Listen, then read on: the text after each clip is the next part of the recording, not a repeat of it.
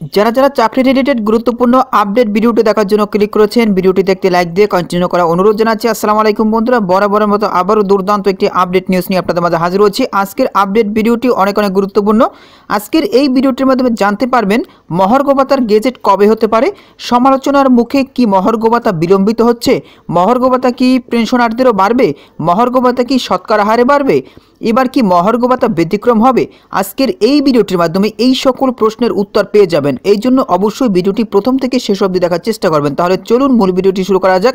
প্রিয় বন্ধুরা, মূল ভিডিওটি শুরু করার আগে বরাবরের মতো ছোট্ট একটি রিকোয়েস্ট থাকবে, আপনি যদি আমাদের এই পরিবারের নতুন দর্শক হয়ে থাকেন, এরকম নতুন নতুন চাকরি রিলেটেড আপডেট নিউজ সবার আগে পেতে আমাদের এই চ্যানেলটি সাবস্ক্রাইব করে পাশে থাকা বেল আইকনটি অন করে রাখুন পরবর্তী ভিডিও নোটিফিকেশন পেতে। আর যারা সাবস্ক্রাইব করেছেন তাদেরকে অসংখ্য ধন্যবাদ। প্রিয় বন্ধুরা, আপনারা সকলেই জানেন গত 11 ডিসেম্বর 2024 তারিখে মহার্ঘ ভাতার বিষয়ে একটি কমিটি গঠন করা হয়েছিল।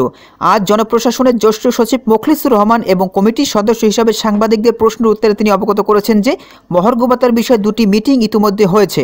মহার্ঘ ভাতা প্রদানের কার্যক্রম বর্তমান চলমান রয়েছে এবং আগামী জুনের মধ্যেই বাস্তবায়িত হবে এমন মন্তব্য করেছেন তিনি। তো বুঝতেই পেরেছেন, আগামী জুনের মধ্যেই মহার্ঘ ভাতা বাস্তবায়িত হবে। ইতিমধ্যে সংবাদ মাধ্যমের বিষয়টি অধিকাংশ দৃষ্টিগোচর হয়েছে, তবে গেজেটের জন্য অপেক্ষা করতে হবে এবং গেজেট না হওয়া পর্যন্ত 4,000 টাকা থেকে 7,800 টাকা মহার্ঘ ভাতার ঘোষণা ধরাছোঁয়ার বাইরেই থেকে যাবে। এদিকে মহার্ঘ ভাতা নিয়ে অর্থনীতিবিদ এবং সাংবাদিক রাজ্যে উল্টাপাল্টা বক্তব্য দিচ্ছে। বিভিন্ন পোস্ট থেকে পাওয়া তথ্য আমরা দেখতে পাচ্ছি, অনেকেই একদম হিসাব নিকাশ করেই সেগুলোকে পোস্ট করতেছে। আসলে হিসেব করে কি হবে, এই সকল প্রশ্নের উত্তরের জন্য আমাদেরকে ওয়েট করতে হবে। গেজেট বা কোনো প্রেস ব্রিফিং না হওয়া পর্যন্ত এগুলো বলা যাচ্ছে না। মহার্ঘ ভাতা কি পেনশনারদের বাড়বে, এমন প্রশ্ন অনেকেই করে থাকেন।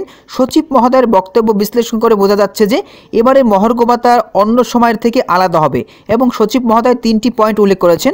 নাম্বার 1, এবারের মহার্ঘ ভাতা অবসরপ্রাপ্ত পেনশনভোগীরাও পাবেন। নাম্বার 2 হচ্ছে মহার্ঘ ভাতা রিজনেবল হারে পাবেন। নাম্বার 3, মহার্ঘ ভাতা পরবর্তী ইনক্রিমেন্টের সময় বেসিকের সাথে যুক্ত হবে। এই 3টি পয়েন্ট শুধু অবসরভোগীদের জন্য নয়, বরং সরকারি কর্মকর্তা কর্মচারীদের ক্ষেত্রে প্রযোজ্য হতে পারে। এদিকে সচিব মহোদয় মোখলেছুর রহমান বলেন, মহার্ঘ ভাতা ইস্যুটা অর্থ মন্ত্রণালয়ে, তবে আমিও একজন মেম্বার, এমনটি উল্লেখ করেন তিনি। ইতিমধ্যে 2টি মিটিং হয়েছে মহার্ঘ ভাতার, খুব শীঘ্রই হবে, তবে এবার ব্যতিক্রম হবে বলে জানিয়ে জনপ্রশাসন মন্ত্রণালয়ের সচিব বলেন, আগেই পেনশনভোগীরাও মহার্ঘ ভাতা পেত না, এবার পাবে, এটা রিজনেবল পাবে। পরের বছর ইনক্রিমেন্টের সময় এই ভাতাটা তার বেসিকের সাথে যোগ করা হবে। এই বাজেটে মহার্ঘ ভাতা কার্যকর হবে কিনা এই প্রশ্নে তিনি বলেন, এই বাজেট মানে 30 জুনের মধ্যেই, আমি বলবো অবশ্যই এর মধ্যেই হবে, তার আগেই হবে ইনশাল্লাহ। তো প্রিয় বন্ধুরা, এই ছিল মূলত আজকের আপডেট নিউজ। এই বিষয়ে যদি আপনাদের কোনো ব্যক্তিগত মতামত থেকে থাকে তাহলে অবশ্যই কমেন্ট করে জানাবেন। পরবর্তীতে নতুন কোনো ভিডিও নিয়ে আপনাদের মাঝে হাজির হব। সবাই ভালো থাকবেন, সুস্থ থাকবেন, আল্লাহ হাফেজ।